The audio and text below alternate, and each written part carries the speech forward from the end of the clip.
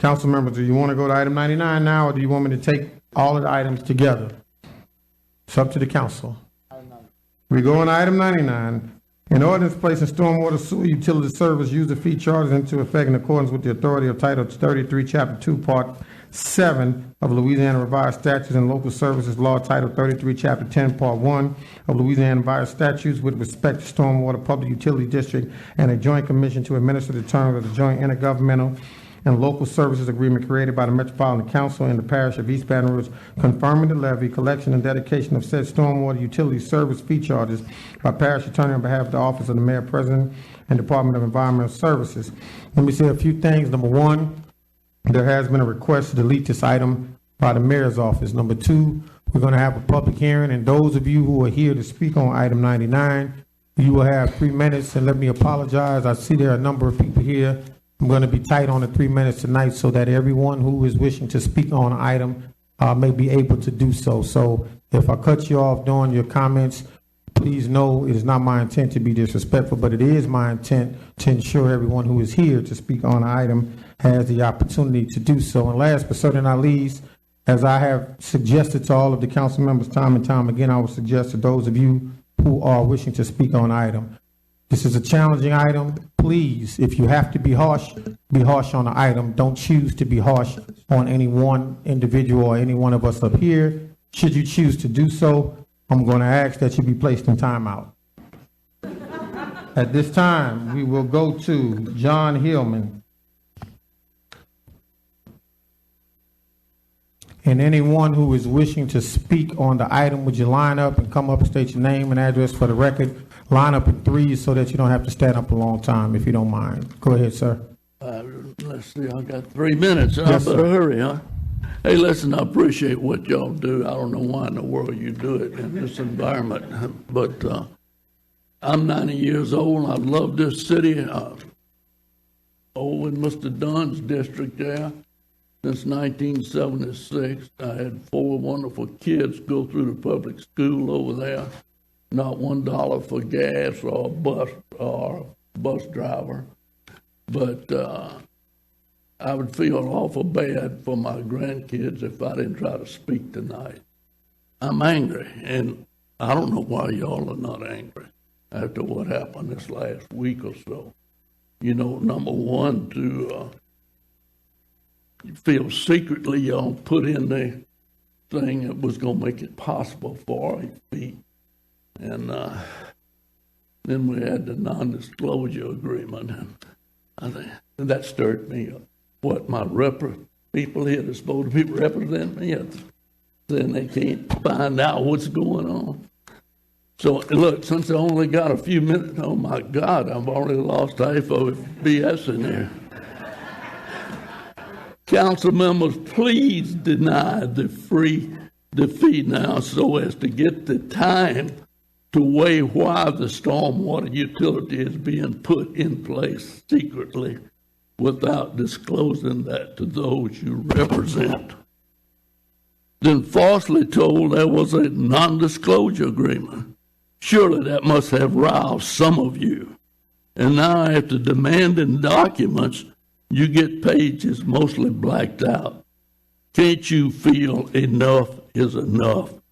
Our parish is in terrible shape and getting worse because of the mayor's leadership that responds to the downtown club and often creates our problems, like taking the money that had been approved for overpasses over Airline at Goodwood and Old Hammond and using it to make overpasses over the interstate to the Mall of Louisiana Boulevard. Wasn't even needed. Then we see the government street traffic artery that was to be a traffic artery torn up and plants in the middle. Now, why do y'all tolerate this? For God's sake, you're supposed to be improving this city. 20 seconds. That was like giving a finger to the leaders trying to improve our traffic so we wouldn't climb on the interstate to go across town. You should ask for the mayor's resignation and proceed by showing the people what she has done wrong. What will the fee be for Thank the you, sir. maintenance of the diversion Thank you, canal sir, that's your time. after it is finished? That's the worst thing that's Sir. happened to us.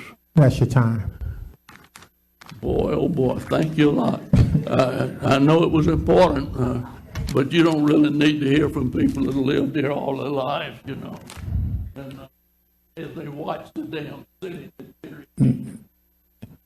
Come on down, state your name and address for the record, Thank ma'am. you. My name's Leslie Davis. I live on Bay Ridge Drive in Baton Rouge. I'm here to ask the council for 4 things today.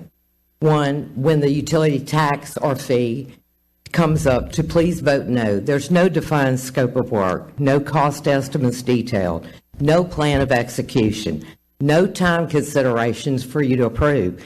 It is a blank check with zero accountability. Our charitable organizations and churches will be taxed or pay a fee in excess of $1 million in our parish if this passes. Are we so desperate to charge St. Vincent de Paul, United Way, Susan Komen, Battered Women's Shelters, these type of fees? Second, I'm asking that you require that any plan moving forward completely show a detail of scope, cost, scheduling, and execution plans. 3, I'm asking you to reconsider balancing our budget, which we have had examples before, and look at Austin's budget. They rebalanced their library and recreation parks. I realize y'all have visited that already. And we can free up $96 million annually if we do that. And finally, I'm asking for this group to please request an investigation by the Attorney General. If it had not been, and we owe him a great deal of debt, to our Congressman, Garrett Graves, who called and verified that the information was erroneous. This is probably an ethics violation. It is probably a state law violation. There was no non-disclosure agreement. There was no gag order. The information was erroneous. Instead of finger pointing, I would like to see, and I would think you would like to see, a full investigation to understand what really took place. Thank you for your time, and I appreciate everything that you do. Next, please state your name and address for the record, please. Marie Constantine, 657 Spanish Town Road. Thank you for allowing me to speak today. When the fees first came out, I clicked on them to see what my fee was, and I was pretty happy about it. And then I decided to click on where I go to church, Our Lady of Mercy, and it absolutely took my breath away. And then I realized, oh my God, I'm definitely not going to Mass this Sunday, and maybe I can go to Lafayette or something like that. It just was too much. And I agree with the previous woman in the sense of the details, and we need the details. And then I want to say something else. As you know, I've talked before that we figured 41 bags of litter come into Capitol Lake every month.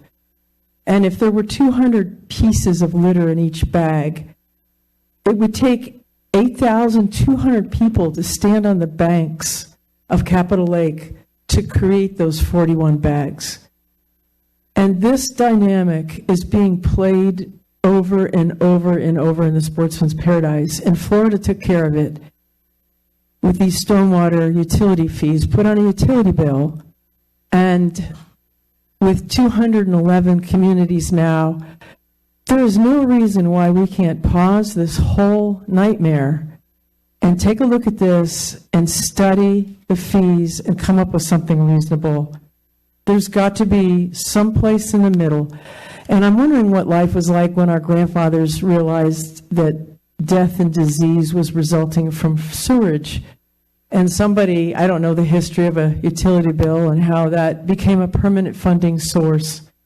But I think this is where we are today, that we're trying to give stormwater for the #1 state in rainfall permanent funding for something that has caused so much pain and suffering and loss of our homes and our way of life. And that's all this is, something reasonable. Let's go back and study it. 41 states have this. There's no shortage of examples. I clicked on one site and they of course, they don't have our rainfall amounts, but they were charging 3 cents for every whatever, 500, whatever they call them. I mean, there are other numbers and formulas out there. We must find a way. Our state is in terrible pain. Thank you. Anyone else here wishing to speak on item 99? Is there anyone else here wishing to speak on item 99? We now go to council members. Councilmember Adams. Mr. Dodson?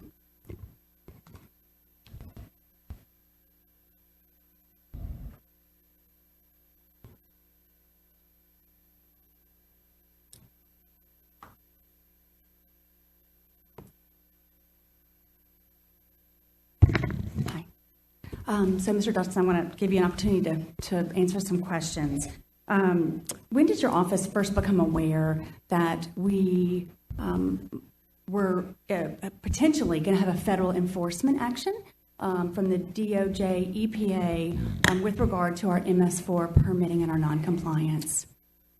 There's a lot that goes to that question, as you know, Councilwoman. We've talked about this before. There were several years that the city parish weren't doing, the things we needed to do. We were notified in 2018 that they would be doing an audit of the city parish and its stormwater system. In 2018, it started. We weren't notified until June of 2020 that they had completed that audit. Okay. And so now let's move it to the NDA. At what point, when did the NDA come into play? Was it a requirement? Was it a suggestion? And who did that suggestion come from? What you have to remember is the audit itself was a privileged document. There were some documents attached to the audit which was not privileged, which could be provided as a public record. But the audit itself is a privileged document, and it's stamped as such at the top, stating that it should not be released pursuant to Federal Code of Evidence, Article 408. Article 408 of the Federal Code of Evidence specifically speaks to the fact that lawyers are not able to disclose confidential negotiations. It was our understanding when we were notified of the fact that there was this audit out there and these findings out there, Mr. Abbott in our office was handling that matter and talked with a representative of the Department of Justice. And it was essentially a situation where we could either participate in the negotiations, or if we failed to participate in negotiations, it was clear to us that they would file suit against the city parish for their for the findings of the audit. So Mr. Abbott made the right decision, I think, and he thought he made the right decision in negotiating and trying to find some balance for the city parish in terms of the audit finding. Was it your understanding that without, you're on my time, I'm so sorry. You're going to get lots of other questions. Trying to answer the question. Trying to answer the question. I know. Was it your understanding Excuse me, at let that me time? interrupt for a second. Council member, I think that in light of the important nature of the questions that you're asking, I'll give you more time, so take your time, Okay. all right? Thank you. Okay, so continue then. I don't remember where I'm at now. So the negotiations, All right, I think you're saying you felt like you had yes, to ma'am. have. So the deal is that when you do negotiations, we as lawyers are bound by Federal Code of Evidence, Article 408. Those people that are staff and other individuals that work with the city parish are not bound by that because they're not attorneys. So there has to be some method by which they are held accountable, as those lawyers are, to hold those settlement negotiations confidential. You can do a confidentiality agreement, you can do a non-disclosure agreement. And Mr. Abbott, in discussions with the DOJ representative and going back and forth and having a discussion, Mr. Abbott left that discussion with the belief that the non-disclosure agreement was the best way to proceed in ensuring that those non-attorney personnel of the city parish would be held accountable for not disclosing the confidential settlement negotiations regarding the audit, regarding the stormwater situation. Okay. And so then... That was June of 2020. Okay. And so then at that point, you informed the staff personnel, the parish administration personnel? We specifically notified Mr. Hill and Mr. Spear, who were the lead individuals for the administration and for the city parish that were taking on this endeavor. So, and then they had certain individuals that worked for them, and I'm not going to call their names, but those individuals that were tied in and were part of their network, who were non-lawyers, were asked to sign the non-disclosure agreement as well. And so did you also notify the mayor? Was she going to be a part of those negotiations as well? I don't know what the mayor knows. I can tell you that I never spoke to the mayor regarding this matter, either by phone, text, email, or anything, not directly or in any nature. My only communication with the administration, my staff, Mr. Abbott's only communication with the administration was through Mr. Spear and Mr. Kelvin Hill, and maybe some of their additional related parties that were at meetings and things of that nature. So when the information was given to them, I suspect, and I don't want to make any speculation, but I suspect it was provided to the higher ups in the administration. What was told and how it was told, I don't know that. Did any attorneys sign the NDA? Again, attorneys are not required to sign the NDA because they're bound by Article 4 of the federal rules of ethics. So that's a no. So it would only be parish employees who are non-attorneys. So, right, no attorneys signed it. Is that what you're saying? Yes, ma'am. Okay, great. So let me ask you this. So as the parish attorney, the Metro Council is your client. Does that federal rules of evidence preclude you from sharing details of a case that or a potential case that we're involved in with us? What you're asking, Councilwoman, is what you've asked me previously, and I don't mind explaining it again, but I want to be clear because I don't think that question was clear. What you're asking me is, why would someone who is my client, if we're in executive session, have to sign an NDA to have a full discussion with you about everything related to the audit? Is that your question? That is not, yes. Okay, all right. So the answer to that question is what I've told you and what I've told Mr. Hudson and what I've told everyone that I've talked to. Our concern is ensuring that the federal government has certainty that the city parish is not releasing information that it should not. It was our opinion and our belief that the best way to do that was to have all non-lawyer individuals, including our clients, sign NDAs. Why? And I've had this discussion with you. When we go into executive session, there's never been a time I haven't told you everything that's related to an item. And I dare anyone sitting on this council to show me a situation that I did that. I dare you, because it doesn't happen. This is different. This is federal litigation that is governed by certain articles. And if I provide that information to you, and I caution you like I caution you in every executive session we go to, please do not disclose this information. It's confidential. It's attorney-client privilege. I trust that y'all are not going to provide that information, right? Because that's the kind of case we have. In this case, if you would disclose that information to an outside party, now I have to deal with the federal regulators wondering how this confidential information, which you assured us was not going to get out, has gotten out. And that may potentially hurt us down the road and lead the city to having to incur a cause of action because of that release of information. So we felt the safest way and the best way to show the federal government that we relayed that information was to have all non-lawyer personnel sign it, including members of the council. Councilmember Adams, I gave you an additional 5 minutes. Would you like your other 5 minutes at this time or when you move on and come back? I would suggest you come back with your other 5 minutes. I'll come back. All right. Thank you, Councilmember Hudson. I'm good, Andy. I want to first, I guess, maybe ask my question as a point of order to see if the administration would like to come up and make any statements or address the council.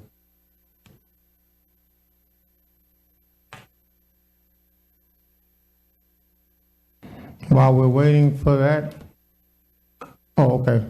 Do you want to come up and address Fred? You don't have to, but if you want to, we welcome you. Hang on, Fred. Fred. Yes, sir. No. Thank you, Fred. All right. I'm going to restate my question and ask if there's any C-level people from the administration that would like to come up and communicate to this council to help rebuild trust and reestablish a dialogue with us.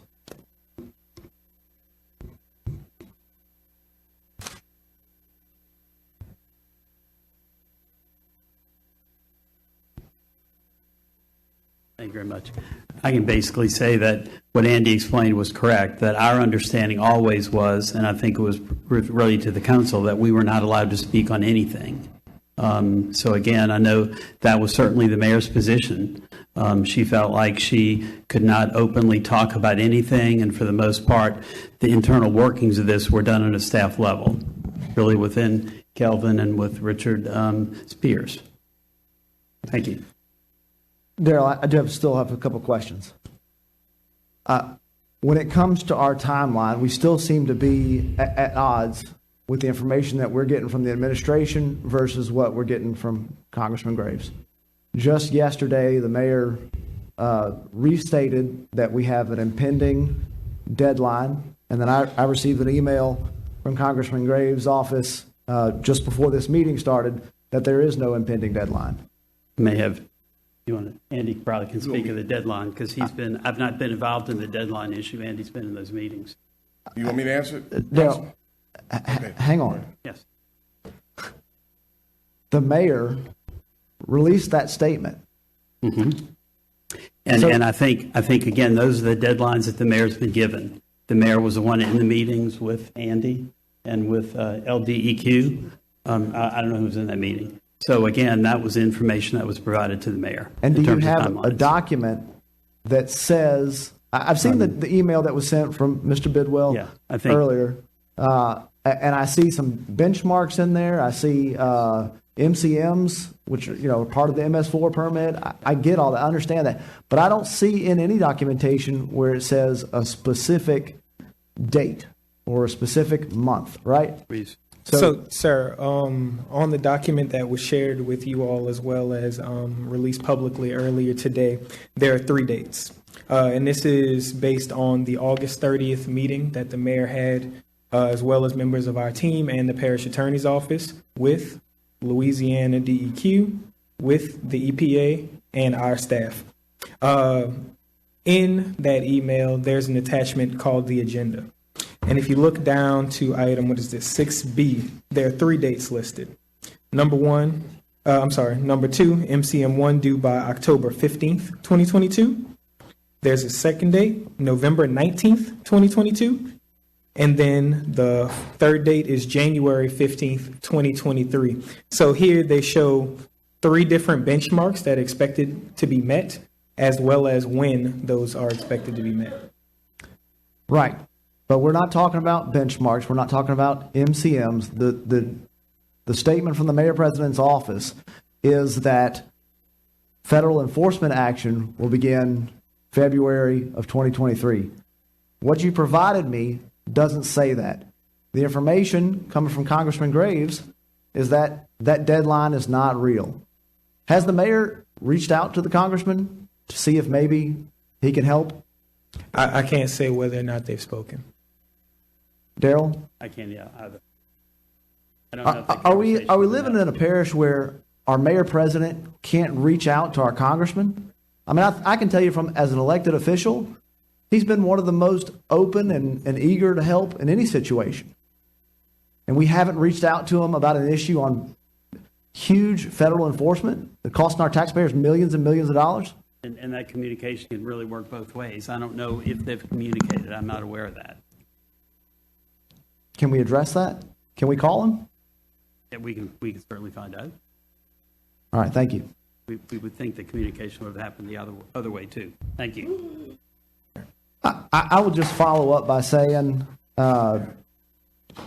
look, stormwater is something we have to address.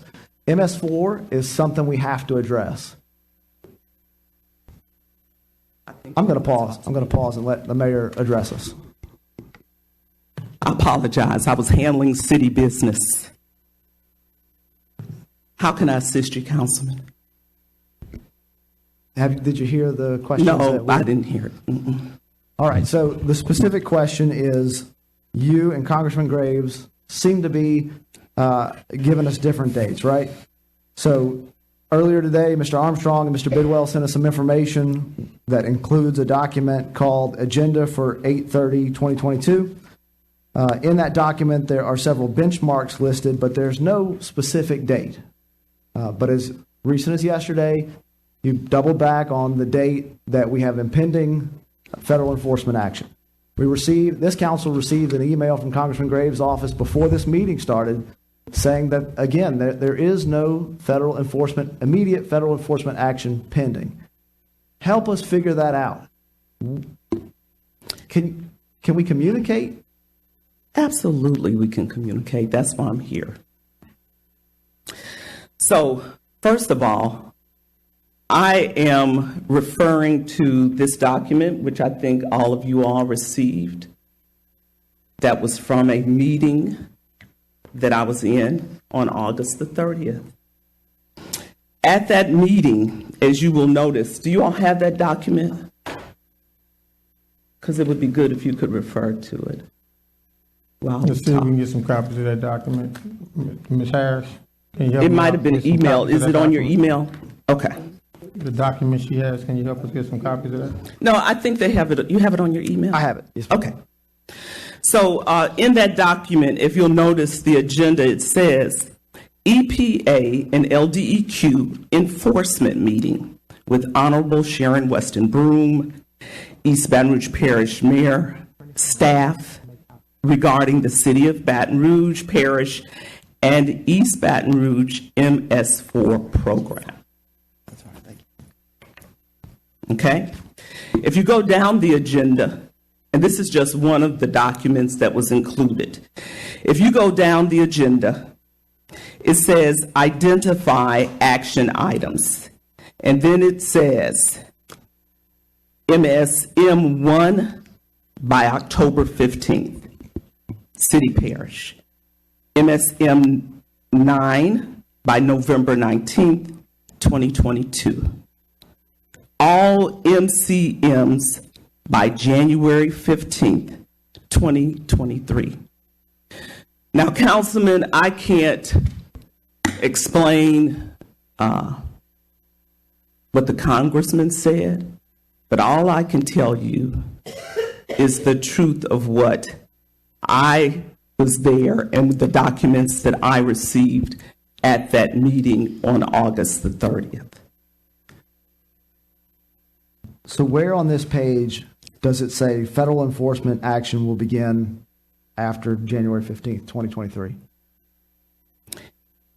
It says that... I recognize that the MCMs are due, but where does it say federal enforcement action is going to begin? That's what I'm struggling with.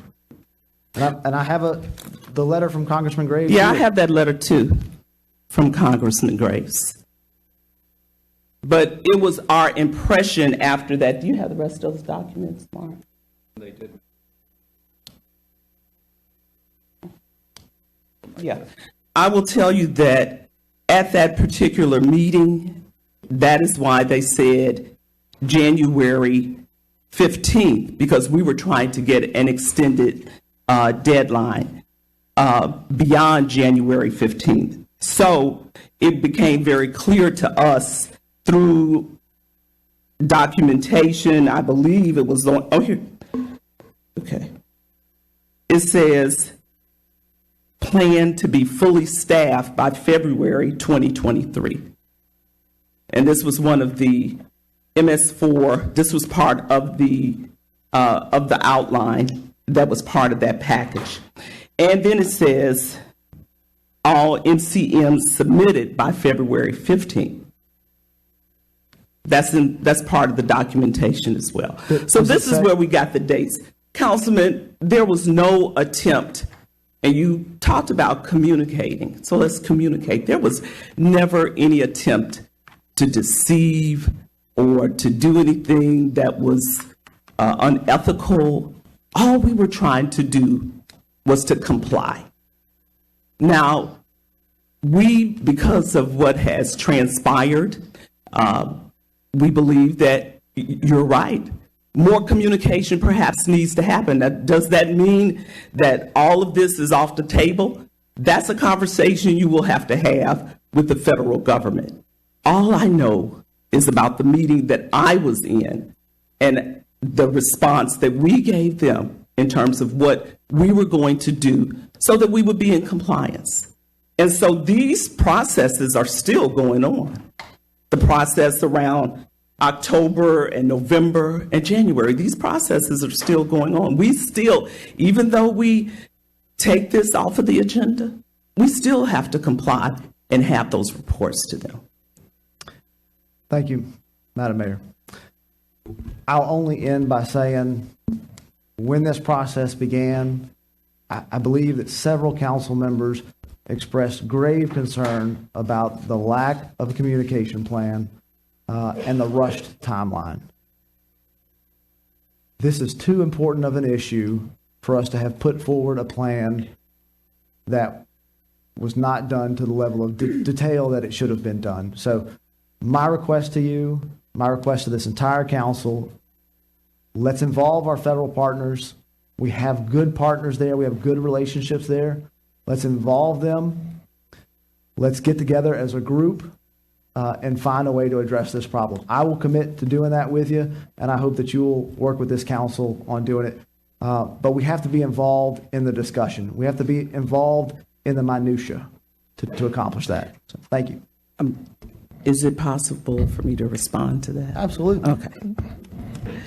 I have no problem whatsoever in engaging the council. In fact, and Councilman Hudson, that is the reason that we had those meetings, so that we could engage you.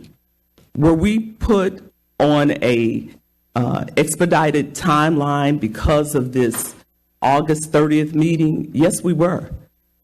Did we try to do our best as a city parish government to comply? Yes, we did. Was there obviously information from various levels that came to some of our staff members? Yes, there was. Now, do we know what the future holds if we don't comply with this fee?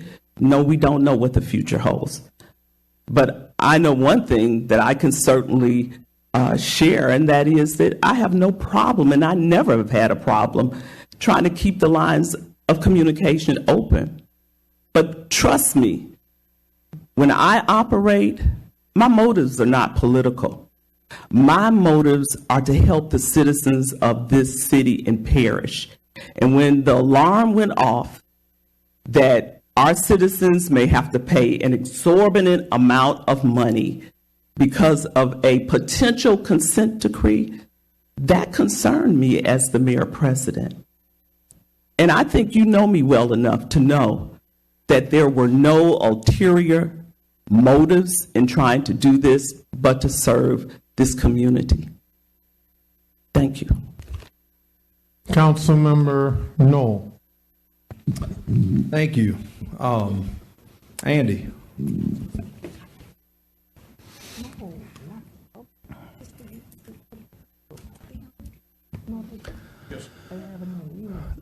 So I appreciate your explanation of why we were asked to sign an NDA in that executive session. We spoke multiple times, and I told you I thought at that time, as your clients, we should have been able to have everything in that moment in executive session without having to sign anything. But I understand the reasoning behind it. It's an extra layer because you thought the danger to the parish, should that not have occurred, should we not have that extra barrier, was so grave. Did the mayor sign an NDA? No. Okay. And so I would assume that with that being the case, I would assume she was privy to all the information that we were trying to receive, that the NDA was a barrier of. I can't answer that question. Okay. Mayor, so you didn't receive the information, you fully trusted all of your people to give it to you? Councilmember Noel, let's have Mayor come to the mic if you want to talk to her.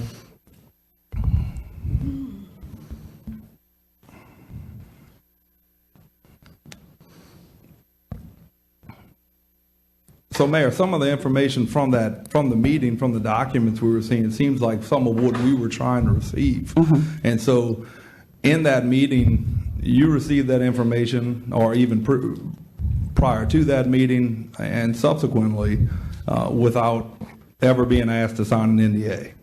I was never asked to sign an NDA, and I just realized recently that several members of our team were asked to sign an NDA so that they could have access to information around the audits. Okay. And so I guess, so you never, no one ever expressed to you that it was, that maybe other members were needing to sign it so that it wouldn't leak out? You weren't aware of that? No, and you weren't asked to sign it? No, I was not asked to sign it. So then, Andy, I guess I would ask, you didn't feel the need to make sure that the mayor signed one, but you wanted us to sign one. So do you have a greater trust for the mayor than us on not leaking the information? That's unfair, but I'll answer the question. I mean, let's answer the question. No, that's unfair, but I'll answer the question. Let me say something to you. You are putting a lot of ifs in there, Brandon, and I know where you're getting, and I appreciate and I respect where you're going. I do. But there's a lot of ifs in there. Mm-hmm. Do you know what happened at August 30th meeting? Because I wasn't there. I don't know what happened. I don't know what was said. Mm-hmm. I don't know how far EPA and DO, whoever was there, went with the mayor, such that she may not have had the need to sign the NDA. I don't know that because I wasn't privy to that. Okay? I don't know what Rick, Kelvin, or whoever else told the mayor. So I'm not privy to what extent she had knowledge such that I could intercede to say that y'all need to have her sign an NDA. Right. I don't have that ability. Okay? All I can tell you is that Rick, Kelvin, and everybody there knew the line that needed to stop at in terms of providing information without somebody signing an NDA. And that I can tell you. And that makes sense. And that's what I was trying to get at. So, but there was a back end question to it too, though. But I'm just playing. Go ahead. No, but so it was never. And I understand that you weren't brought in on that meeting. You weren't brought in on any of the fee discussions. When we met on the 7th, you weren't there. That's correct. No community meetings, nothing. Right. Not a phone call from anybody on this panel. Not one phone call. Right. So when you had Kelvin and Rick, when you had the discussion with them and they signed the NDA, you left it to them to have it signed by everybody that they were going to bring into the fold at that point? No.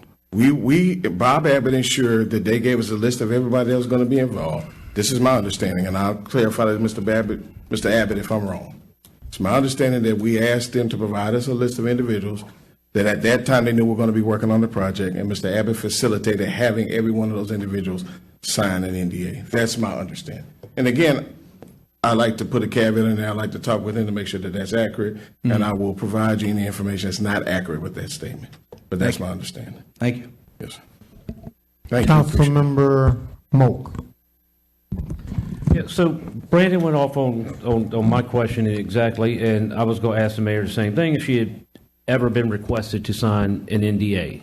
And she has stated that, no, you have not been requested to sign at all. Okay. So y'all requested, the parish attorney's office requested for Kelvin and Rick and the others to sign the NDA.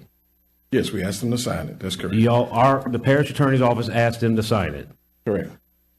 Why did the parish attorney's office not ask the mayor? Because the mayor was not involved in the negotiations. See, I think the problem is this. There was a statement earlier that needs to be corrected. And if you want me to correct it, I will. If you want me to wait until somebody else gives me the time to correct it, I will. No, go ahead, correct it. Okay. So the correction is, and Daryl just doesn't know because Daryl hasn't been involved. Daryl said that the NDA kept the mayor or the mayor's office from talking about anything, and that's not accurate. And I've explained this to everyone who's taken the time to come and talk to my office. What the NDA was to do was to keep from the disclosure of, as I said earlier, confidential settlement discussions between the DOJ and our office. There's a plethora of information leading up to that, which is information I provided today upon the questioning of Councilwoman Adams, that can't be provided to the public. There's just a line that needs to be drawn, and this is things that we expressed to y'all before, that cannot be provided, and that is the subject of the NDA. So, saying that, to answer your question fully, the mayor was never at that point or anywhere past that I know of at any meeting I was at that would have required her to sign an NDA. Okay. So I guess we've had two meetings with the administration, the initial meeting, and then we've had another meeting after that. I guess without the mayor signing an NDA, does that mean that she was refused the same information that we were asking for? I guess, and then somebody needs to come up and answer that. I can't answer that question, sir. I'm not privy to that information. Because I was at those meetings, number one. And number two, she can only answer the mayor can only answer what she was not allowed to respond to or provide or didn't get. I can't answer that question.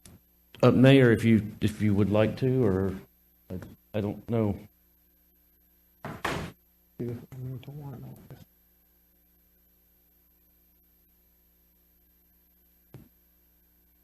Mayor, I guess what I'm trying to establish is that we're all on the same playing field when we had these meetings and everything. And it's sounding to me like right now, without you having to sign the NDA, that you had the exact same, the information that was being presented to us from the administration, Kelvin, Rick, and them, that the questions that we were asking in those meetings, you didn't have that information either, correct?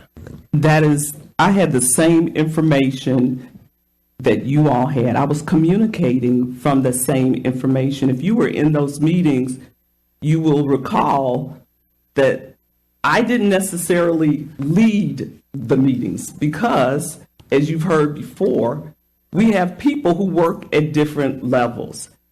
And we had Kelvin, Mr. Hill, who was working along with Rick Spear.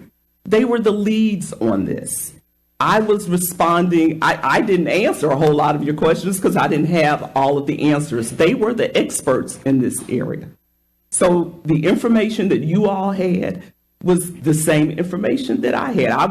We were trying to communicate information to you all in the whole process. What we had, we were trying to communicate to you all. Okay. Like I said, the concern was that we were asked to get information that we was asking questions about. We were asked to sign an NDA. Okay. But I never asked you to sign an NDA. No, ma'am. I agree. I agree. I'll say that publicly. You never asked. Yeah. Someone in the parish attorney's office asked us to sign an NDA so that we could get the detailed answers that we were asking because of the meetings that we had with administration as concerning the audit and the information regarding what we needed to fix and repair and where it was and so on. So I guess that's very perplexing that we as council members were asked by the parish attorney's office, someone in the parish attorney's office, for answers to information as elected officials, and then you yourself, as head of the administration, was not asked at all. And I just find that very perplexing when we're all asking the same questions. Thank you. Thank you. Councilmember Gode. Thank you so much. Fred, I'm going to gear my questions towards you, if you don't mind coming up. And I'll say I recognize you're coming in at a handicap, trying to pick up for folks who are no longer here and folks who happen to be out of town. I think there's confusion throughout the community over water quality and compliance and water quantity. And the plan that the agenda item we're discussing now, the plan that was brought forward, the entirety of the $46 million of that proposed budget was tied to federal enforcement action. It was tied to water quality. But the budget that we received, the budget that was presented at public meetings, the budget that was placed on the public-facing website lists water quality / compliance at $4.9 million. And so my question is, and if you don't have the answer tonight, I think we work towards this, is $4.9 million the amount we require to achieve compliance with EPA and DEQ MS4 regulations?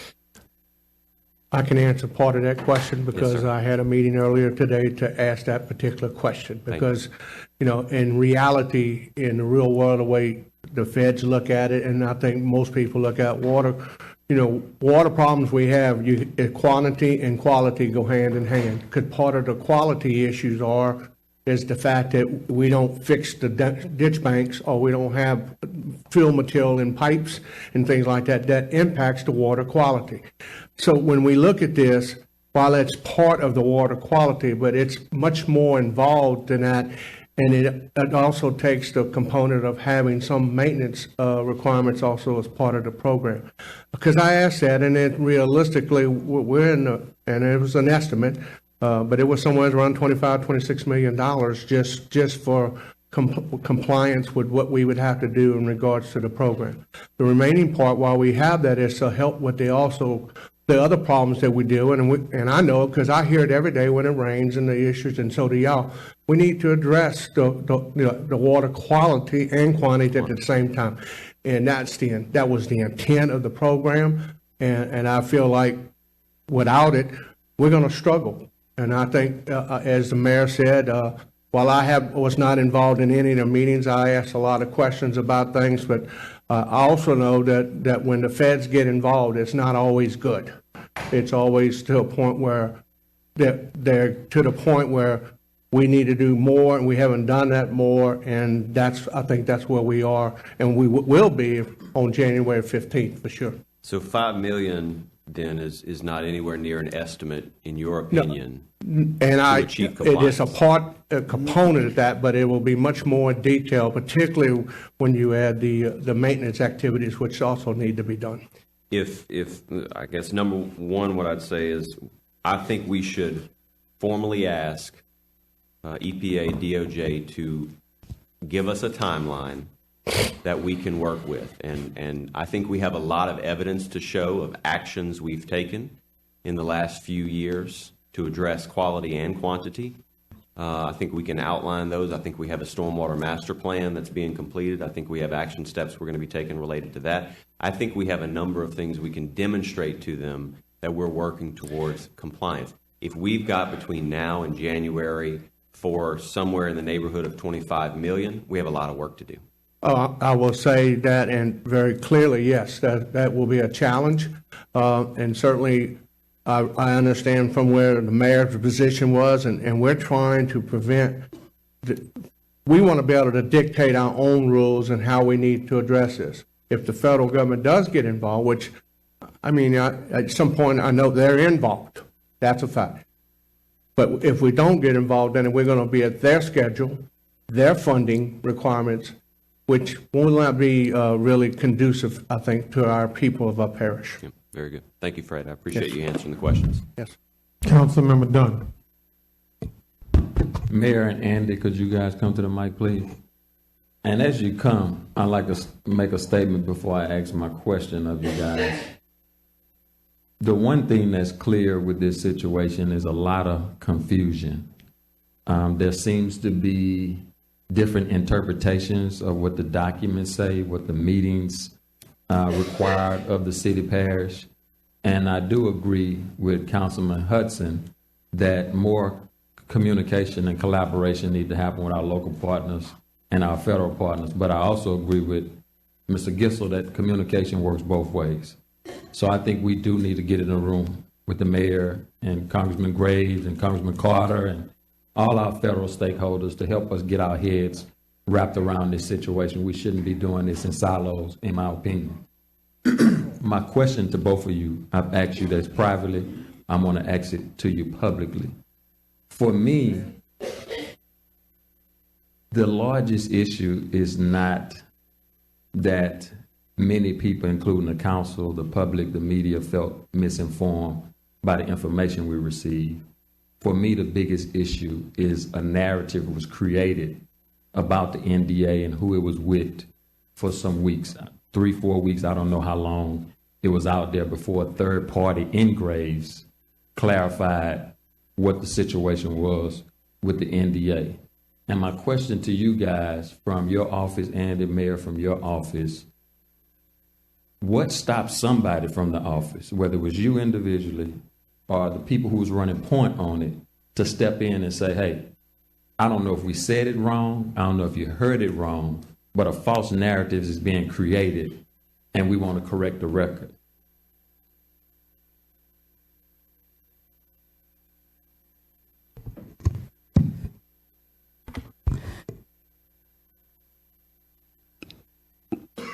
I'm trying to take your time. I'm trying to grasp what you're saying, because this whole you're talking about this whole narrative around the NDA did not originate with my office. Can I just clear it up for those who may not know? Yeah. It was our understanding and the public's understanding, correct me if I'm wrong, anybody, that the NDA was between the city parish government and the federal government. It was later found out that that was not the case. And that narrative was going throughout this community for several weeks. Mm-hmm. And my question is just how nobody stepped up and clarified the record on that. Now, I don't know if you guys knew that at the time, or you learned when we learned from Congressman Graves. I'm not sure. I just want to know why nobody clarified it. Okay, let me start off by saying Congressman Graves has not had any one-on-one conversations with me. So I'll start with that. And I don't think I've been copied on any emails or anything. This whole issue around the NDA narrative, I believe, evolved last week. I was unaware of it. It evolved. And once I found out that it was all this talk was going on, I was trying to get clarity around it. And before Mr. Hill left, that is when he explained and shared to me that the parish attorney's office had required them being, I think, Mr. Hill, Rick Spear, and I don't know who else, to sign NDAs so that they could have access to these audit documents. And that's the extent of city parish and the federal government. I proceeded to get additional information from other attorneys and I didn't even have to proceed to get that information. Other attorneys offered the information that there cannot be any governmental NDAs between government and government. So this NDA came from the parish attorney's office to my people who were working, and that was the extent of the knowledge that I have about those NDAs. I hope that answers your question. And you don't know why the folks that you delegated to handle this didn't clarify the record, because they obviously would have known that the NDA was internal. Right? I do not know why they did not clarify the record. Okay, thank you. Andy? Let me first start off by saying this. No one in my office has ever said that the NDA was with the federal government. And I ask anyone who has information that contradicts that to let me know. I'd be glad to see it, because we never did, not once. I never knew any misunderstanding that any of you had regarding the NDA, because one, nobody ever called me to ask me about it. Andy, what is this NDA? What is it about? Tell me some more about it. I wasn't invited to any of the meetings you were at where you had discussions with the mayor's office or the community when you were providing information to your constituents. If I was there, I would have corrected you. I was not there. The first indication I got of an issue was on Monday evening, 5 o'clock Tuesday morning, when I read an article following a community meeting. And I read in there some information that I thought was wrong, and I sent a text out to my staff that said, we need to get a handle on this. And you've asked for a public records request regarding that, and you may see it if it's provided, but I don't mind saying it. I said that we need to get a handle on it. I didn't ask for a public information request. Yeah, okay, I'm sorry, I apologize. I wasn't saying you specific, Councilman. I was saying you for I'm just clearing the record.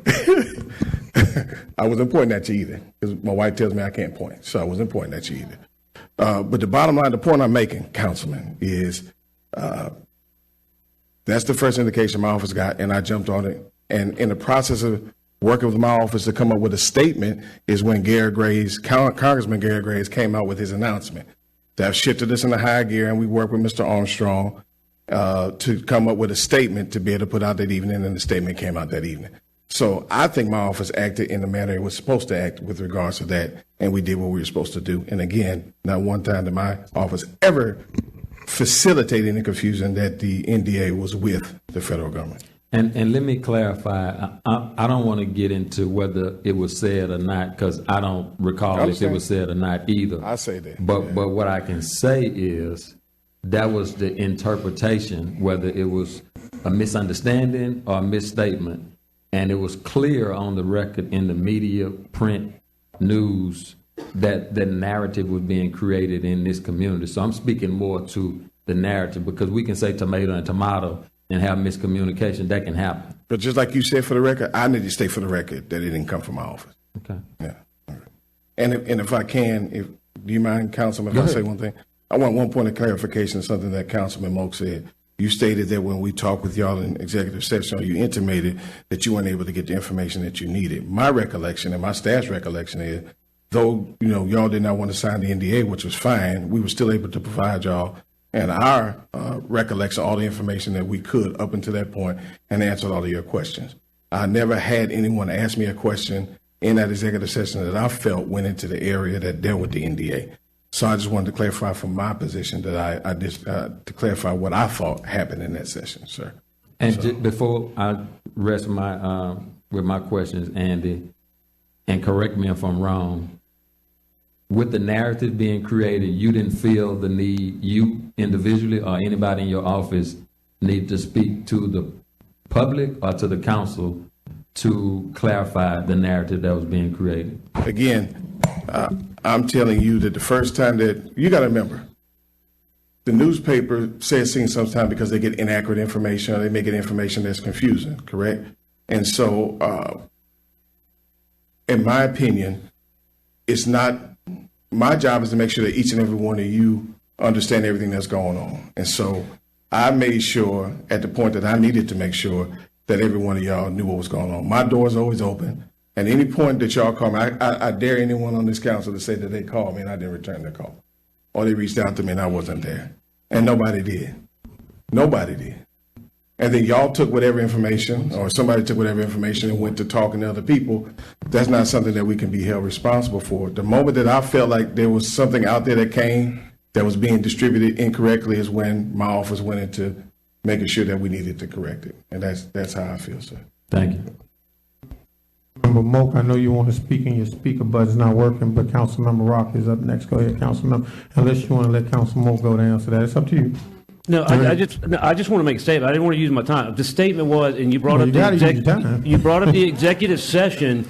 We got shut down because we asked certain questions, and Mr. Abbott would ask the council members, "I can't state any more unless you sign this NDA," and that's when we shut down. That's just all I'm going to say about that. Yeah, I disagree with that, but that's your opinion. I respect your opinion. I disagree with that. Councilmember Rocca. Mr. Dodson, can you please tell me and the rest of the council what the difference is between a gag order and an NDA? A gag order typically, Councilwoman Rocky, you know this, you're an attorney. A gag order typically is something that's issued by a court or a judicial body regarding the inability of individuals to speak about whatever issue or topic. Okay, so I think some confusion lies in the language between the gag order and the NDA. At one point, when we were having meetings prior to executive session with you, in the mayor's meeting with Kelvin Hill, he referenced a gag order multiple times. And then subsequent to us having the beverage and diamond conversation up at the podium, gag orders were referenced yet again. And I think you even stated gag order. And it was referenced so many times when reviewing those meetings and those notes, even council members began to adopt that language.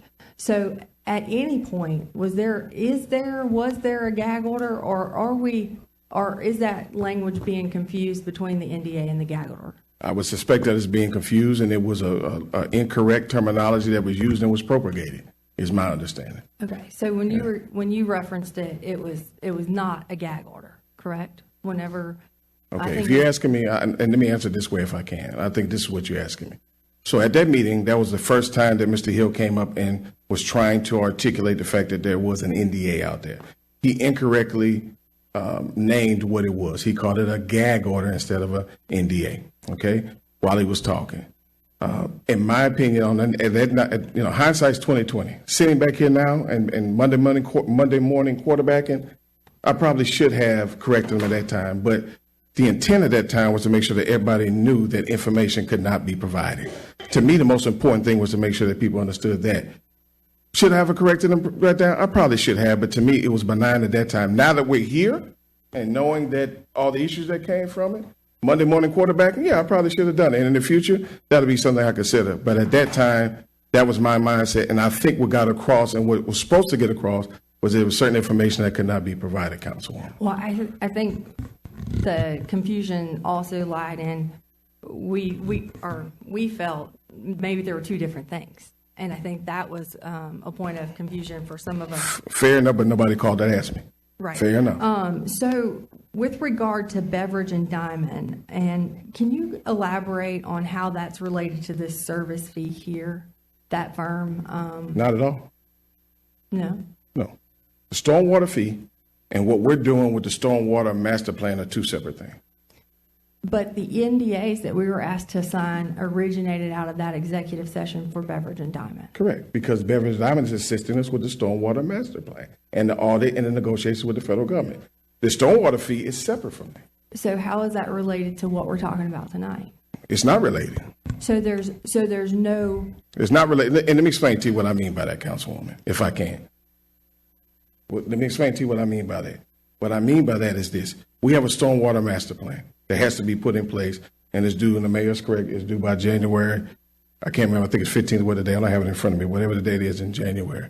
Beverage and Diamond was brought in to help assist us with getting that done and communicating with the federal government and to have a smooth process going forward. Now, once we get the stormwater master plan into place, the federal government's going to know, okay, you have this wonderful master plan in place, you have this organizational structure, you have all these goals that you want to obtain, you have all this cleaning that you say you're going to be doing, how are you going to fund it? The federal government could care less how we fund it. They just know it needs to be funded, and they want it to be funded. So that's what I mean when I say the stormwater master plan and the fee are connected, but they're not intertwined in the manner that you were asking. So are there two separate NDAs, one for Beverage and Diamond and one for this? The NDA deals with the audit, the settlement negotiations. That's what I'm telling you. The settlement negotiation dealing with the audit, which is related to the stormwater master plan. Okay. Yeah, that's the only NDA we have, Councilwoman. And when you say, okay, so just trying to figure that piece Yes, out. ma'am. Whenever you're saying you guys hired Beverage and Diamond, does Beverage and Diamond consult with your office directly, or do they consult with the mayor's office? It is, and I'm kind of treading thin because I want to make sure I'm not violating any attorney-client privileges. Beverage and Diamond was hired to assist the city parish at my direction and at my supervision with the Stormwater Master Plan, the MS4 program, and negotiations with the federal government. To help your office? Oh, ma'am, again, I said the city parish at the direction and supervision of my office. Okay, so they do communicate with the mayor's office? Say it again? They communicate directly with the mayor's Everything typically comes through my office, and then as it comes to my office, it's filtered out. But there may be times that they may talk to an individual on a call or things of that nature, but there's always at least, and don't hold me to this, but there's always should be at least one of my attorneys on any phone call or any WebEx or Zoom or anything of that nature. Last question for now. Where's Mr. Abbott tonight? I believe he's here. He's in his office. He should be. He can if you, yes, ma'am. I can ask him to come down. Okay. All right, let's stay on. We've been doing an excellent job of being orderly now. Let's stay that way. Councilmember Banks. Turn your mic on.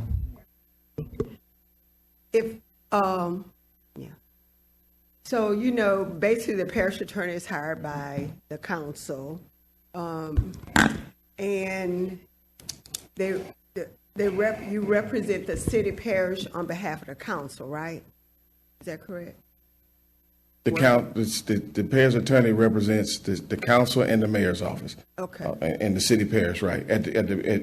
So is it 3 different entities? No. Okay. We're appointed by the council to represent the city parish. And we work at the direction of the council, and we work for the mayor as well. So you work at tell me the difference between the The direction direction of, of the mayor and the council, and we assist the mayor and the council with their duties, and we also represent the citizens of the city parish. okay. So for the most part, you answer to both the mayor's office and the council office. It's just that we appoint you. Yes, ma'am. And I think, do you feel that's where the confusion probably lies? Or is there a can't- way that we could communicate? Because and the only reason I'm asking is like, you were trying to carry out a duty for the mayor's office on behalf of the city council. We're not privileged to any of that, but then when it comes under scrutiny, we're the one that have to like chastise you, if you will. Or question you. So how do we fix? I honestly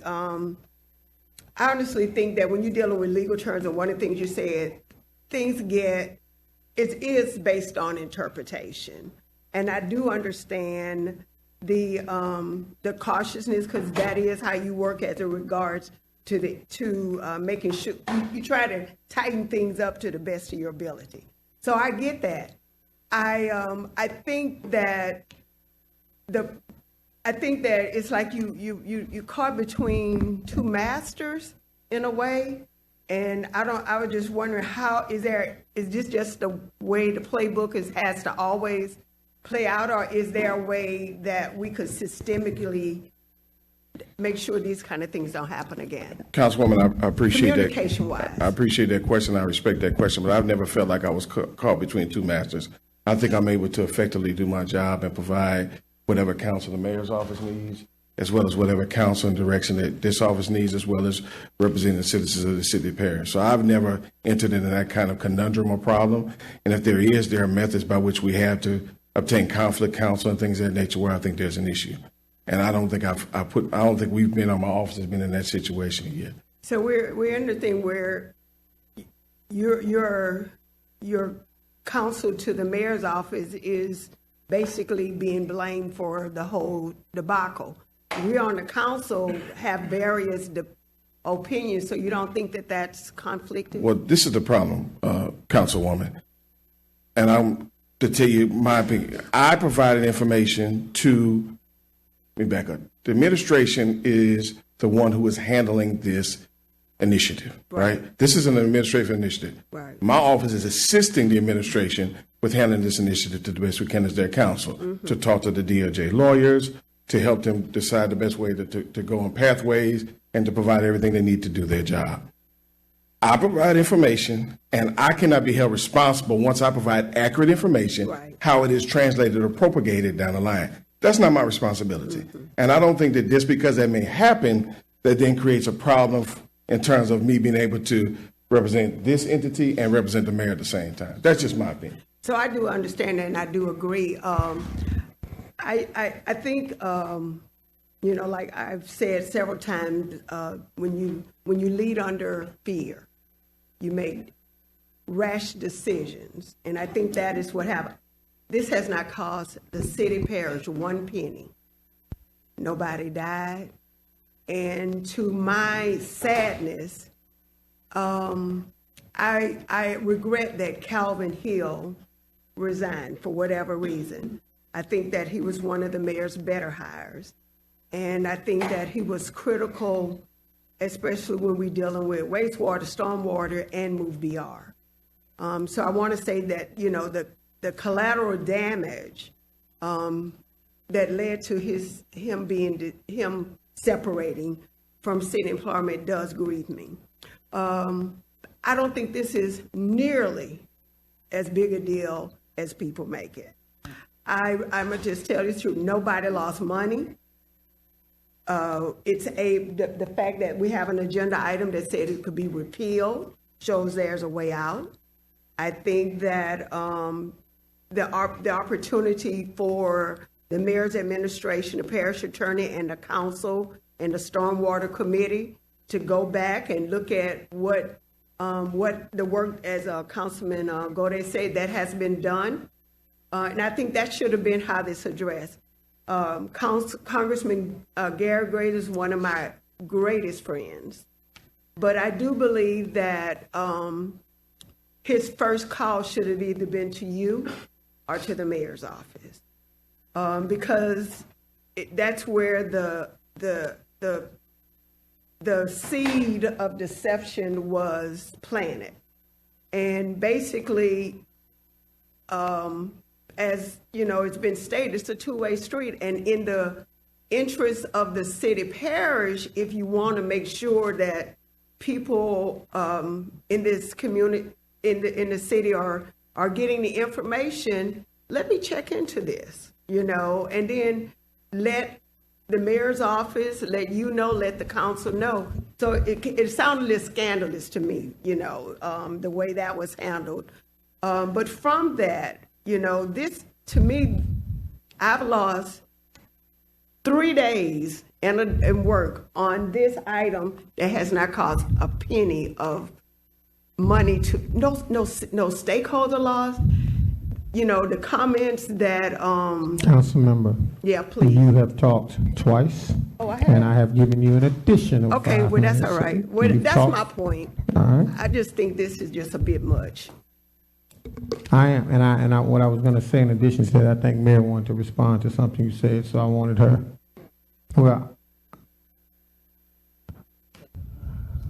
you can, yeah, you can. First of all, let me say that I agree with much of what the councilwoman said, but I think this is a pivotal point to bring up something that's very important, and that is that while I have great respect for Andy Dotson, the truth of the matter is that most mayors have their own executive council because, as it was told, as you well know, and it's in the plan of government, you all appoint the parish attorney's office. So while Andy Dotson, Mr. Dotson, may be able to balance things between the council and the mayor's office, there may be somebody one day down the road when you all are not here, when I'm not here, that may not be able to balance between responding to the council and then assisting the mayor's office.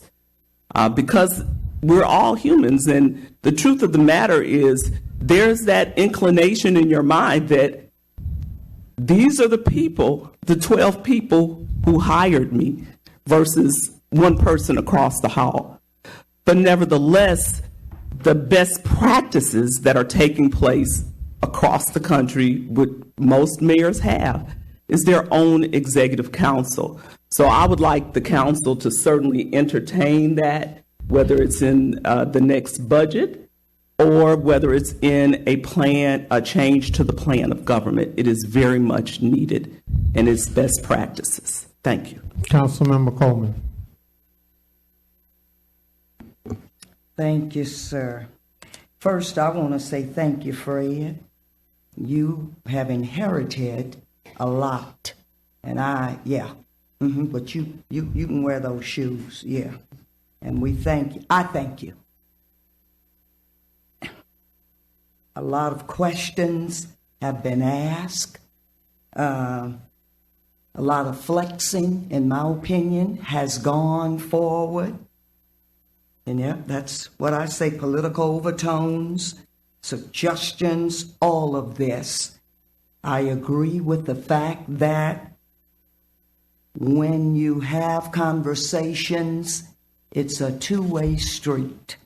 And so with that being said, with the congressman tweeting and all of that, what real men, real women do is pick up the phone or go face to face and have a conversation. And I believe that if everybody is truly wanting to get up the road with this, that would have been one thing that would have been done. Another thing here is tonight, I'm hearing questions to the mayor and Andy Dotson, but I'm hearing names, other names being called like Rick Spears and Abbott. No questions being sent to them. I have a concern about that. So I want that to be known there. Yeah, plenty of confusion. Now keep in mind, I think this is good for the public to hear and see and put a lot out here. And what I perceive also is that some of the stuff that folk may have thought, I think that there has been a different opinion at this point when you sit and you talk. We sitting and talking now, and this should have been before. And so now here we are at a point whereby we are getting some information that should have been done. See, children do that. You know, but real men and real women have real conversations. I always think about a lot of money on the table. When you look around at all the people that are employed in this city parish, a lot of money on the table. May not be what you want to be making, but it's what you accepted.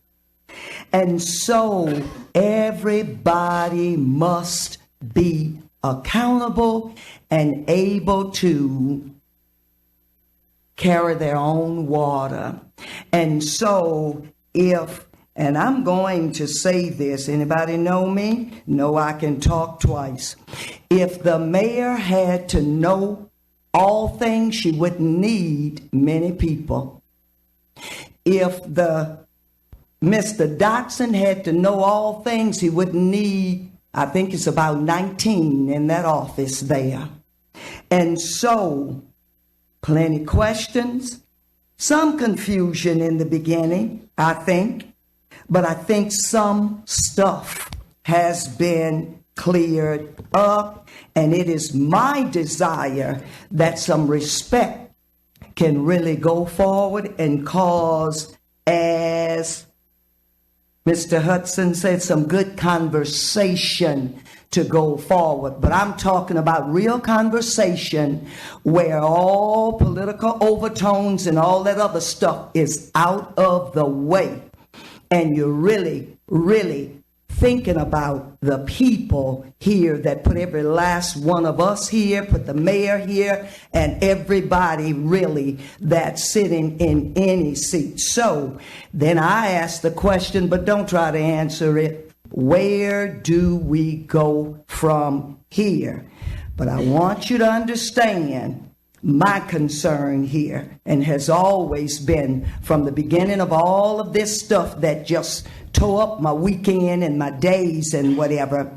Rick Spears and Abbott's name has been out there. But the only folk that are being asked to answer questions and they feel like, yes, they are a target and on the firing is Mayor Broom and Andy Dotson. And I rest my case. Councilmember Adams. Andy, I know you saw me have a reaction. I want to explain my reaction to you because Yes, it's once again in accurate use of language. Okay. You talked about the Stormwater Master Plan, and Beverage and Diamond had been I mean, hired management for that. plan. It should be the management plan. I Yes, apologize. Stormwater Master Plan. Yeah, Melissa Kennedy, management plan. I are you here, apologize. Melissa? Yes, Bob would Stormwater kill me Management because Plan. you know when we're in the meeting, I did that. Right. So I apologize. It's the Anyway, management plan. I apologize. Yeah. Because I'm No, you're the one correct. who's really having You're a problem correct. with Indiana gag order because they're not the same. It was a mistake. I So- apologize. Yeah. It's okay. I'm Management being plan. fussy. You're I'm right. tired. No, you're good. You're good. Okay, so on Thursday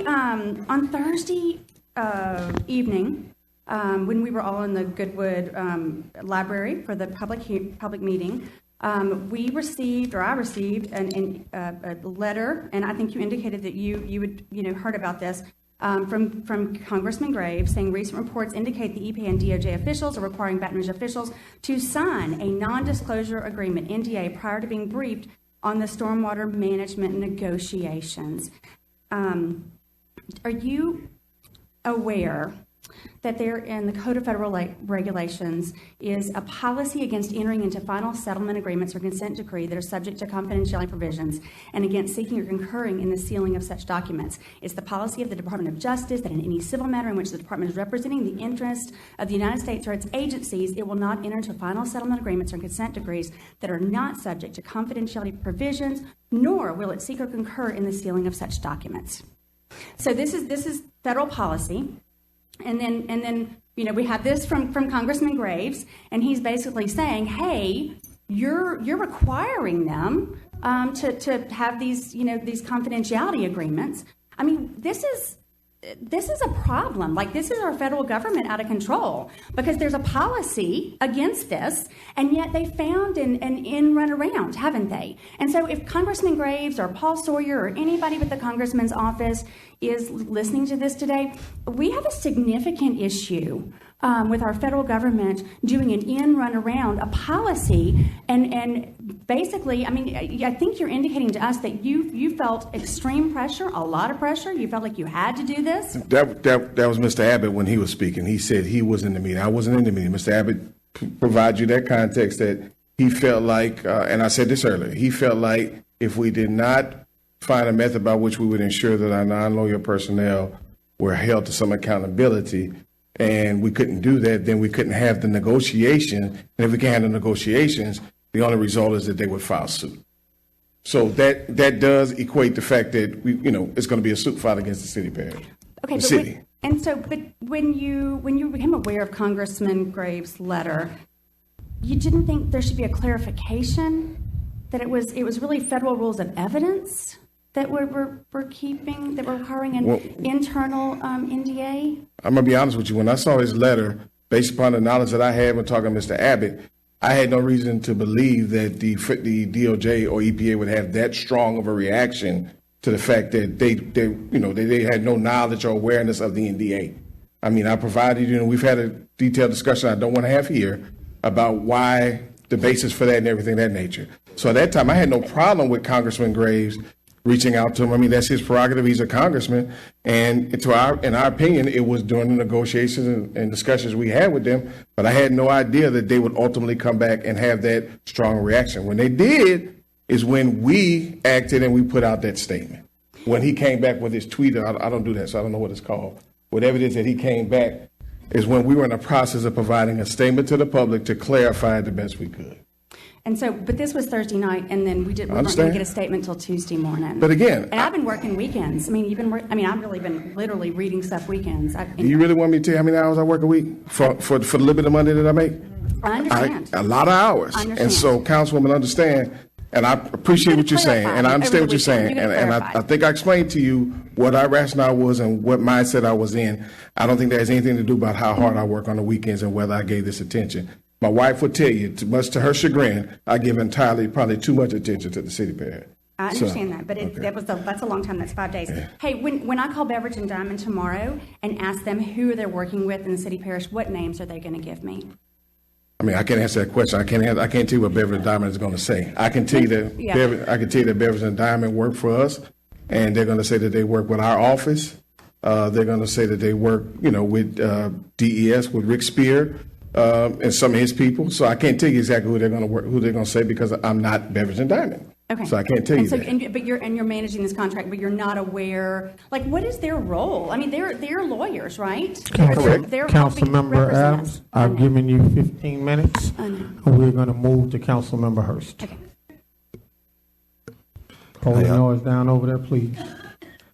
I was gone for a couple of days and was at the beginning of this and had the opportunity to kind of free my brain to come back and get out of the minutia and then come back into it. But all of this conversation is really just about public trust. It boils down to leadership in every department. I told people before that I've never questioned the integrity of the mayor. I'm not going to start today. She answered the questions appropriately. I'm not going to question what she said, how she said it, why she said it. I came to you with the same conversation. And I said, man, one question that I need you to answer is, why didn't you make a statement earlier? And you said that you weren't going to say it, but you did say it today, so I'm going to repeat it for you, that it will come out in the minutes, is that there was a meeting at Goodwood that kind of blew up. We expected it to blow up before the meeting started, which is why we held the meetings, because the public needed information, and we didn't have all the information, right? I can tell you directly that in that meeting, I don't believe that questions were handled properly by DES. I'll say that out in the public. I think the answers were given that were wrong, but I think that the sensitivity of the matter was not taken into account when it came to how they would respond to the public. Then I wasn't at the Cheneyville meeting, but I heard they couldn't even get through the presentation because it was all in the books in the library, people yelling and cursing and all that good stuff, and that's where it blew up. Good. So the next morning I said, well, hey, man, you said, and your response to me was, Daryl, I didn't know how bad it was and I never respond to press. And I will tell you this, I've gone to Andy with a number of things. And I said, Andy, what should I say to the press? What has your answer always been? No comment. On everything, right? Yeah. Because the more you comment, the more they will I'm not feed getting all into that. it. You're not supposed to say everything. That's attorney-client privilege, sir. Well, I shouldn't be talking about that. Right? Well, yeah, okay. Well, I'm not going to say on everything, but in certain situations, right? Yeah. Where I've asked for your legal advice. Yes, sir. So in this case, the advice that you gave me is no different than the advice you took for yourself until it blew up. And on Tuesday morning, five something in the morning. You Yes, said when it blew up on Tuesday morning, you did what? I sent a text out to my office that said we got to get a handle on this. And the tweet came out from Congressman Gary Graves at what point in time? About 8 hours later, 7-8 hours later that afternoon. Which means you had done what? Taken a proactive stance. Correct. To respond. In my opinion, correct. Once it blew up, because that was once I got knowledge of it. Correct. Yeah. Yeah, that was only the second meeting, and then that same night I held a community meeting along with Councilwoman Coleman, Councilman Dunn, and Councilman Rowdy. Gode was not on the host list, but he so graciously showed up and was active with the North Baton Rouge presentation. And again, in that room, I don't think the sensitivity of the crowd was taken into account in ways that the questions were answered. So, give an applaud to Mark Armstrong. I will say that Mark Armstrong did great crowd control, great Q&A, and I believe he handled the crowds very well. But in my opinion, you did what you were supposed to do. I appreciate that. Okay. Yes, the sir. first meeting, none of us knew. Aaron was up there trying to do crowd control to the best of his ability. All of us were asking, should we go up there and save him?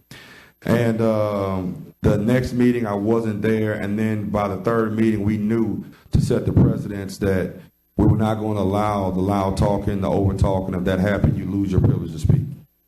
And we were able to keep that meeting under control. But you responded before the tweet came out. I think the public needs to know that you were preparing a response before the response was provided by Congressman Graves. For me, that satisfies me to know that you had the intent to do the right by the public. And all of this boils down to public trust. The fact that the mayor did not sign an NDA and that she was not privy and she trusted the department heads the same way you trusted your Attorney Abbott. Yeah. It says that you did your job by hiring the right people and trusting in what they did. And so for that, man, I don't know what the next steps are within your departments, but you have not lost my trust. The mayor has not lost my trust in that regard. And you have my support in whatever moves forward. Thank you. I appreciate that, Councilman. Councilmember Moak, you have spoken twice, so please be brief. Thank you. Thank you, sir. Councilwoman Coleman brought up a good point as far as a couple people that have been mentioned and discussed here. If Rick and Mr. Abbott are here, Rick's out of town. Councilman, sorry, Rick is out of town. His daughter's getting married this week. This was something he had planned months ago. Okay. Is Mr. Abbott here? Thank you. All right. So While we're waiting on that, I will speak to the rest of the council. It was speaking to everyone, not to anyone.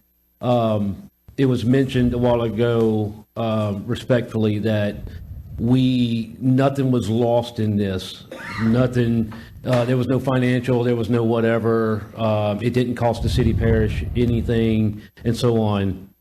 I just want to tell my fellow council members that I disagree with that in the fact that we are here to keep the trust, to manage and work with the citizens of East Baton Rouge Parish, and I feel like we lost whatever credibility by this going forward the way it did and the way that it blew up. So I just wanted to reference that and clear that up. Mr. Spears, I asked I'm sorry, Mr. Abbott. It was asked a question earlier about Beverage and Diamond. Who are they authorized or been in communication with in the administration or the parish attorney's office? Usually, I'm on the conversation. Lisa Smith, who works with me, is on it. Andy is usually on and off the conversations. Kelvin Hill, Rick Spears, Sarah Boudreau, that works for Mr. Spears, has been on the conversation, as well as an expert that we hired, Marcy Leach, who has worked with Beverage and Diamond before, and written stormwater management plans for Rockford, Illinois, that EPA accepted. Okay. Are they authorized to speak with anyone that has signed the NDA? Or do they go through the parish attorney's office no matter what? They go through the parish attorney's office for all the communications. And then we tell them who needs to be on the meeting, depending on the topic that's being discussed. And then we go from there. And they are the communication directly to the Department of Justice. So they communicate with the Department of Justice to set up a meeting or phone call or whatever it needs to be done. Justice then communicates to DEQ and EPA who they want on the call, and we do the same. They tell us, and we tell them who we need on that call. Okay. There's a lot of technical information that the parish attorney's office just doesn't have. Okay. When it was determined that, and what was said earlier, that you was under pressure or you felt like the NDA was the best route to go for internal communications and to appease the federal government, correct? Right. In June of 2020, when they told us the audit was near complete, they impressed upon me in a phone conversation, the Department of Justice did, that the audit was a confidential document prepared in which they prepared with the idea that they're going to go to court and get a consent decree. Therefore, it was part of confidential settlement negotiations under the Code of Evidence. So, how do you handle that within your department? Like Mr. Dotson said, the attorneys are bound by, as officers of the court, are already bound by that. So we didn't sign an NDA. I spoke with Rick Spear about the NDA. I don't recall whether Kelvin, but I don't think he was. Okay, and I'm going to go from here. So the NDA originated from a response or thing that you felt from the federal. Right. At that point, you yourself, who felt that way, did you make a list, request a list, or did y'all meet to determine which people y'all felt needed to sign an NDA? Excuse me, Councilmember, that's your time, but I think the line of question is extremely important, so please go ahead and answer. Rick Spear and Kelvin Hill prepared the list of the technical people that they would need, which included some employees and some consultants. And over time, that list has actually grown.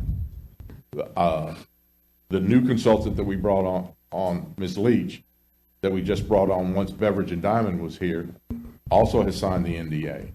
So Okay, and final thing, I just want to clarify a statement. There was a list made of who needed to sign the NDA, and you said it has grown since even the original one. But there is a list that was submitted to y'all by some kind of communication, written, typed, emailed, chiseled in stone or something. There is a list. Yes. Thank you. Councilmember Dunn. Thank you. Bob, what's your official title with the Parish Attorney's Office? Deputy Parish Attorney. And with this stormwater issue, is it true that you ran point or took the lead on this with the conversation, negotiation with the federal government? Somehow back in 2005 or somewhere like that, I got involved with the sewer program, became the environmental attorney in the office by default. So is that so yes? Okay. Councilman Moak has already established that through your conversation and communication with them, it led you to believe that an NDA was needed. Is that correct? Correct. When the NDA was signed, were you under understanding that it was signed internally, or were you under understanding that the NDA was signed with the federal government? No, it was an internal document. It says in the document that it's between the city and blank. Okay? And that blank was filled in by the different employees or consultants. So I'm going to ask you the same question I asked the mayor and I asked Andy, the parish attorney. A narrative was created throughout this community, this council, the citizens, the media. The interpretation was that the NDA was with the federal government, not an internal NDA between staff members and contractors, but an NDA between city parish and the federal government. And this went on for weeks. Why didn't you, as the person who ran point on this and knew for a fact this was not an NDA with the federal government, didn't intervene, communicate to the council, to the public, and the media that a false narrative is being created? Why did a third party, Congressman Grave, have to clarify that? Why didn't you step up and act? I think I had those conversations with Mr. Hill and Mr. Spears, because Mr. Hill is the first one that brought up the NDA in a public meeting that I recall. So you say you think you had those conversations with them, but why didn't you not have the conversation with the public?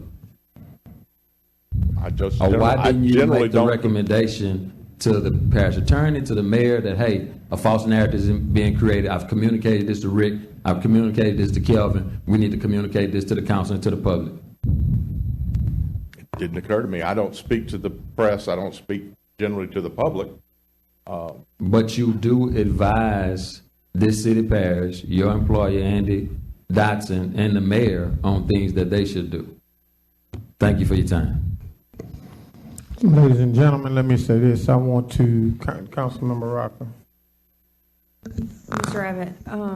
Abbott, I would just like to clarify, have you ever, and how long have you been with the parish attorney's office? 24 plus. Have you ever went to the press with anything concerning the work that you've done with the parish attorney's office? No.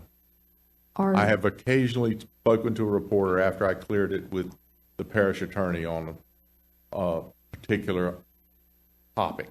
Did you attempt to clear this with the parish attorney to go to the press to make any kind of clarifications? Nobody from the press ever contacted me, so no, I wouldn't volunteer to go, but if they contact me, then I have to clear it before we decide what I can say.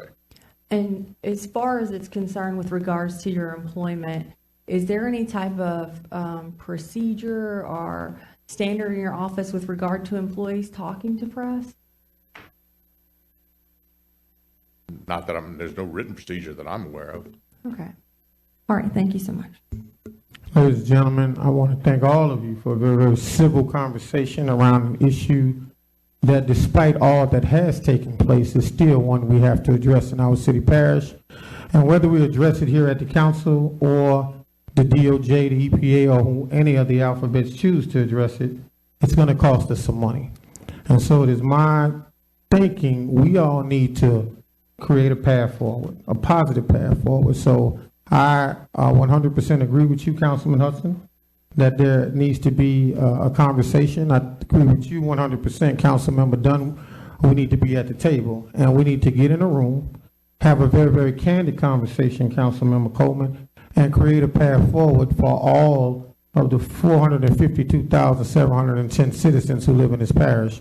Because if we don't, then we have all failed those citizens, and we all must take some accountability for that. So I'm not in the business of saying we should throw anybody under the bus, so to speak.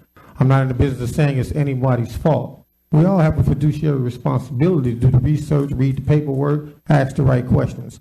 And when we don't do that and we get the wrong information, we have to be very responsible in taking accountability for that which we know and that which we don't know.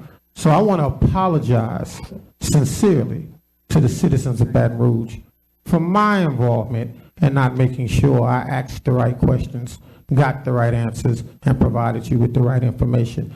And I can assure you, there are 5 simple things to an apology. I apologize. It was all my fault. It will never happen again. I promise I will make it up to you, and please let me know when you're ready. With that being said, I'll entertain a motion on item 99. There has been a request from the mayor's office to delete. There has been a motion to delete by Councilmember Hudson and a second by Districts 1, 2, 3, 4, 5, 6, and 7. There has been a request for a roll call vote on the motion to delete. Council Administrator Beck. Council members, we're going to vote the machines. Machines are open on the Well, he motion asked to for a roll delete. call vote. You want to vote on machines or roll call? Machines, all right. Clarify the vote. The vote is, the motion is to delete by Councilmember Hudson. There is a second by Councilmember Coleman on the item to delete, and we're going to vote on the machines. A yay vote is A to yay delete. vote is to delete the item. Machines are open.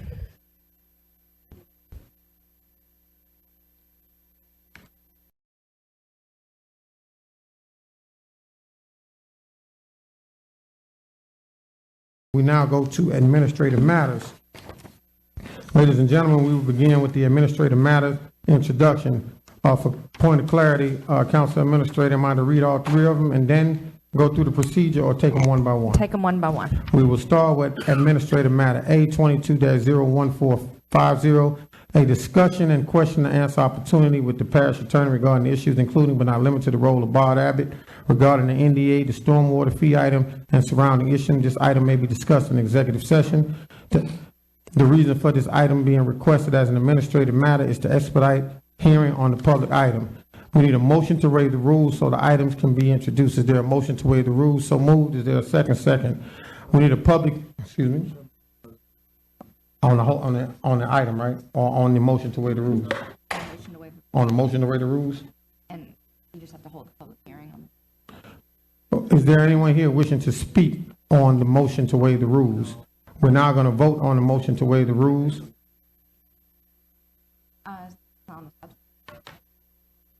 I don't know how you. Procedure. The opposition? Yeah, okay. Yeah, I just want to clarify my reasoning for the opposition. I don't want anyone to think that He, can speak I on advise his- that he can't speak on the substance of the item, but he can speak on the process or procedure. Okay. Yeah, my only issue is the person named here is not a direct report of the council. As a matter of procedure, I've opposed these in the past where we address someone that is not one of our direct reports. If this is the parish attorney himself or the council administrator or another direct report, I have no issue with it, but I just don't think it's the appropriate venue. So, We thank you. just addressed several people who are not our direct reports just right now in this council, including the mayor. So, hold up. We're not going to have that conversation. I gave you a point. We're going to go forward. We're on part 3 of the process. It requires unanimous consent of the members present. We do have an objection, so the item we cannot move forward with item A. We're going to go to item B, 2201-449, expressing the intention of the Metropolitan Council to remove Andy Dodson as a parish attorney due to loss of confidence in his ability to continue as parish attorney, and directing the council administrator treasurer to give official notice of a hearing to be held at the regular Metropolitan Council meeting on November 22nd, 2022 at 4:00 p.m. in the Metropolitan Council Chambers, 222 St. Louis Street, room 348, in accordance with sections 213 of the Plan of Government. This matter may be discussed in executive session. Reason for the item being requested as an administrative matter is to expedite for public hearing on the item.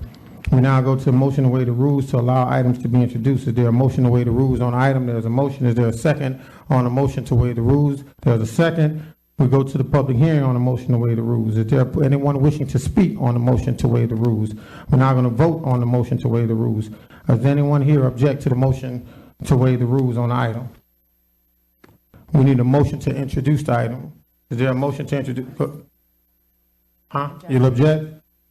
Councilmember Councilmember Moak objects, so the item does not move forward.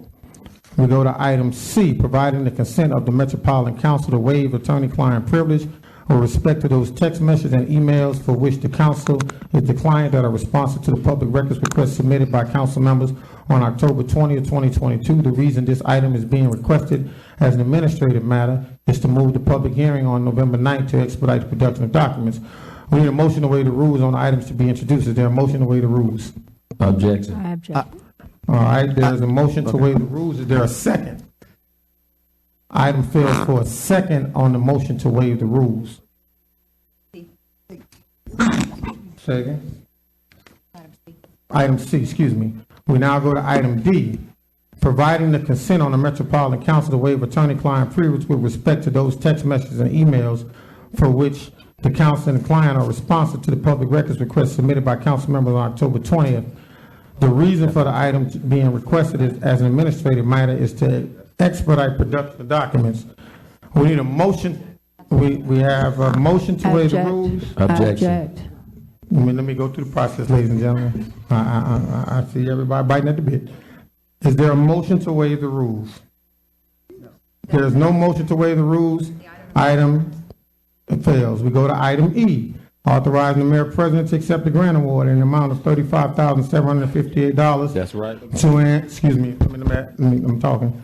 To enhance collaborative planning for mass dispense and response and coordinating with the state of Louisiana's Office of Public Health and Bureau of Community Preparedness and Strategic National Stockpile Cities Readiness Initiative, CRI. The reason this item is being requested as an administrative matter, Louisiana Department of Health works within a short turnaround to return executed strategic National Stockpile contracts to Center of Disease Control. East Baton Rouge Parish received the contract on October 17, 2022, and should be returned to LDHBCP as soon as possible.